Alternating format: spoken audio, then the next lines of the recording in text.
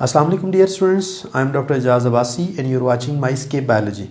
Today we are going to study ethyl glycerols. ethyl glycerols lipid की एक important type हैं और in fact living organism के अंदर सबसे ज़्यादा पाए जाने वाले लिपिड जो है वो ethyl glycerols हैं। ethyl glycerols को हम डिफाइन कैसे कर सकते हैं? The esters of fatty acids and glycerol are called as ethyl glycerols.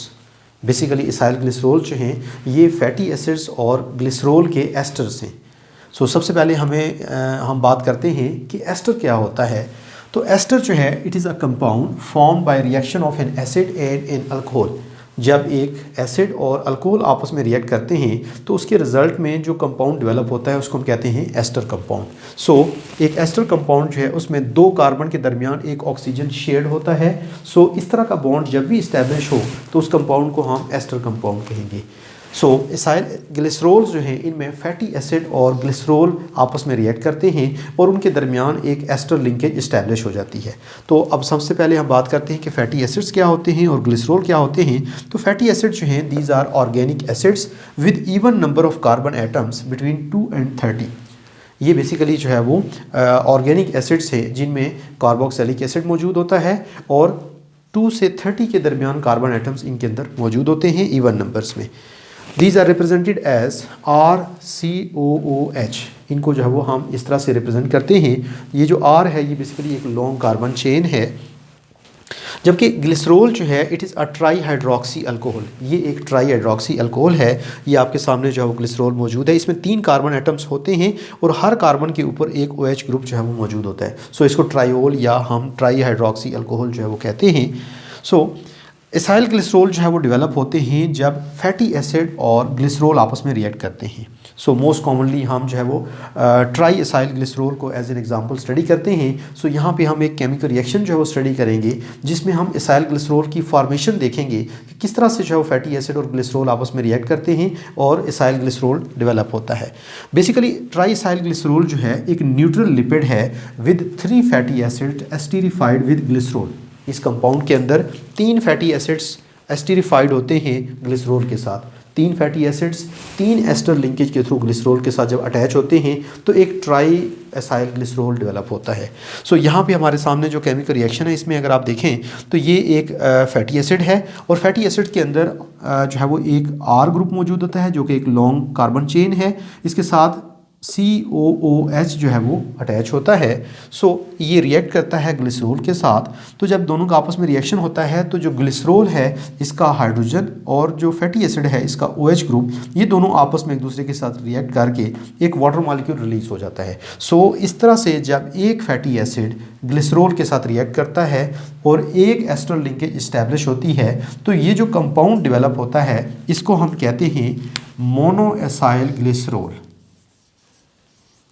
ये जो आपके सामने एसाइल ग्लिसरोल डेवलप हुआ है इसमें एक फैटी एसिड एक एस्टर लिंकेज के थ्रू ग्लिसरोल के साथ अटैच है। इसको हम कहेंगे मोनोएसाइल ग्लिसरोल। इसी तरह से अगर एक और फैटी एसिड यहाँ पे इसके साथ रिएक्ट कर जाए तो अगेन एक और जो है वो यहाँ से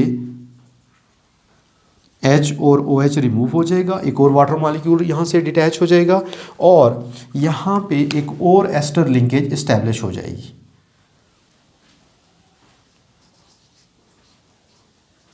RC double bond O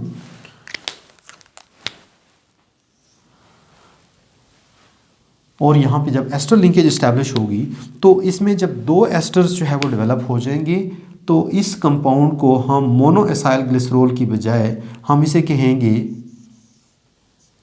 die acyl glycerol और इसके साथ जो है वो 2 वाटर मॉलिक्यूल रिलीज हो जाएंगे। सिमिलरली अगर यहाँ पे एक और फैटी एसिड इसके साथ जो है वो रिएक्ट कर जाए RC डबल बॉन्ड OH तो अगेन इसी तरह से यहाँ पे इधर से H और इधर से OH रिमूव हो जाएगा तो एक और वाटर मॉलिक्यूल जो है वो रिलीज होगा। इसके रिजल्ट में यहाँ पे एक और एस्टर लिंकेज इस्टेब्लिश हो जाएगी that is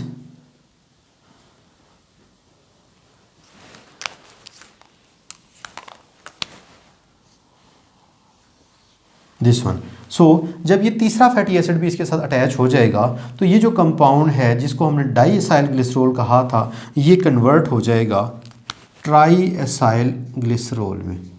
this one is try acyl glycerol और इसके साथ 3 वाटर मॉलिक्यूल रिलीज़ हो जाते हैं और यहाँ पे 3 एस्टर लिंकेज इस्टेब्लिश हो जाती हैं। इस तरह से ट्राई एसाइल ग्लिसरॉल डेवलप होता है जब 3 फैटी एसिड ग्लिसरॉल के साथ एस्टेरिफाइड लिंकेज के थ्रू अटैच हो जाते हैं।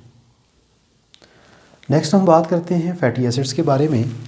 फैटी एसिड्स जो हैं इनकी अगर हम कॉमन कैरेक्टरिस्टिक्स की बात करें तो फैटी एसिड्स जो हैं they contain even number of carbon atoms between 2 to 30। जैसा कि हमने पहले भी बात की थी कि इनमें कार्बन एटम्स जो है वो 2 और 30 के दरमियान होते हैं। Their melting point, hydrophobicity and solubility in organic solvent increases with increase in number of carbon atoms. जो कार्बन एटम इनके अंदर जो है वो इंक्रीज़ होते हैं तो साथ ही साथ इनके जो मेल्टिंग पॉइंट्स हैं वो भी इंक्रीज़ हो जाते हैं, इनकी जो हाइड्रोफोबिक नेचर है उसमें भी इजाफा हो जाता है और इनकी ऑर्गेनिक सॉल्वेंट में सॉल्युबिलिटी भी इंक्रीज़ हो जाती है। Fatty acids are of 2 types, saturated and unsaturated. ये 2 तरह के जो है वो होते हैं फैटी एसिड्स, एक सैचुरेटेड हैं और एक अनसैचुरेटेड हैं। जो अनसैचुरेटेड फैटी एसिड्स हैं दे कंटेन 1 और मोर डबल बॉन्ड्स। इनके अंदर जो है वो एक या एक से ज़्यादा जो है वो डबल बॉन्ड्स मौजूद होते हैं। जिस तरह से अनसैचुरेटेड फैटी एसिड जिस तरह से अनसैचुरेटेड सॉल्यूशंस होते हैं उनमें आप मज़ीद साल्ट ऐड कर सकते हैं, डिज़ोल्व कर सकते हैं। इसी तरह से अनसैचुरेटेड फैटी एसिड जो है इनमें डबल बॉन्ड मौजूद होते हैं और आप डबल बॉन्ड को तोड़ के तो मज़ीद हाइड्रोजन जो है वो उसके अंदर ऐड कर सकते हैं। इसलिए हम इनको जो है वो अनसैचुरेटेड फैटी एसिड्स कहते हैं। They are liquid at room temperature. इनके जो है वो मेल्टिंग पॉइंट्स लो होते हैं और ये रूम टेम्परेचर के ऊपर लिक्विड होते हैं। They are more common in plants, for example palm oil, castor oil, olive oil, ये जितने भी ऑयल्स हैं प्लांट से हासिल होते हैं तो ये रूम टेम्परेचर के ऊपर लिक्विड होते हैं। उसकी मेजर रीज़न यही होती है कि उनके अंदर जो फैटी एसिड्स होते हैं वो अनसैचुरेटेड फैटी एसिड्स होते हैं। इनकी कॉमन एग्जांपल जो है उसमें ओलिक एसिड है, इसके अंदर 18 कार्बन एटम्स होते हैं, लाइनोलिक एसिड है, लाइनोलिनिक एसिड है और एराकिडोनिक एसिड है, इसके अंदर 20 कार्बन एटम्स होते हैं। अगर हम सैचुरेटेड फैटी एसिड्स की बात करें they contain single carbon bonds only. इनके अंदर सिर्फ सिंगल बॉन्ड्स जो है वो होते हैं कार्बन के दरमियान। They are solid at room temperature. Room temperature के ऊपर ये सॉलिड्स होते हैं और इनके जो मेल्टिंग पॉइंट्स हैं वो ज़्यादा होते हैं। मोर कॉमन इन एनिमल फैट्स। ये एनिमल्स के जो फैट्स हैं उनके अंदर ज़्यादा होते हैं, जैसे बटर है, जैसे देसी घी है, तो उसके अंदर चूँकि सैचुरेटेड फैटी एसिड्स होते हैं इसलिए बटर और देसी घी नॉर्मली रूम टेम्परेचर के ऊपर सॉलिड्स होते हैं। इनकी कॉमन एग्जांपल्स में ब्यूटारिक एसिड है, ये 4 कार्बन फैटी एसिड है, लॉरिक एसिड है, ये 12 कार्बन फैटी एसिड है। इस तरह से मायरिस्टिक एसिड में भी 14 कार्बन एटम्स होते हैं, पाल्मिटिक एसिड के अंदर 16 कार्बन एटम्स होते हैं, स्टेरिक एसिड जो है इसके अंदर 18 कार्बन एटम्स होते हैं। आपने जो है वो लोअर क्लासेस के अंदर एक रिएक्शन जो है वो स्टडी किया होगा, that is called hydrogenation reaction. ये जो हाइड्रोजनेशन रिएक्शन होता है इसमें ऑयल जो है उसके अंदर हाइड्रोजन ऐड की जाती है in the presence of nickel as catalyst और उसके रिजल्ट में बनास्पति घी डेवलप किया जाता है। ये जो बेसिकली केमिकल रिएक्शन है इसमें क्या होता है, ये जो ऑयल है इसके अंदर अनसैचुरेटेड फैटी एसिड्स होते हैं जिनके अंदर डबल बॉन्ड्स मौजूद होते हैं। तो इस रिएक्शन में जब हाइड्रोजन ऐड होती है तो बेसिकली हाइड्रोजन उन डबल बॉन्ड्स को ब्रेक करके तो कार्बन एटम्स के साथ जो अटैच हो जाती है और यूँ जो डबल बॉन्ड्स हैं वो रिप्लेस हो जाते हैं सिंगल बॉन्ड्स के साथ और इस तरह से जो अनसैचुरेटेड फैटी एसिड्स थे वो सैचुरेटेड फैटी एसिड्स में कन्वर्ट हो जाते हैं और यूँ ऑयल जो है वो बनास्पति घी में कन्वर्ट हो जाता है। इस तरह से हम किसी ऑयल को घी में जब कन्वर्ट करते हैं तो एक्चुअली हम उसके अंदर मौजूद अनसैचुरेटेड फैटी एसिड्स को सैचुरेटेड फैटी एसिड्स में जो है वो कन्वर्ट करते हैं।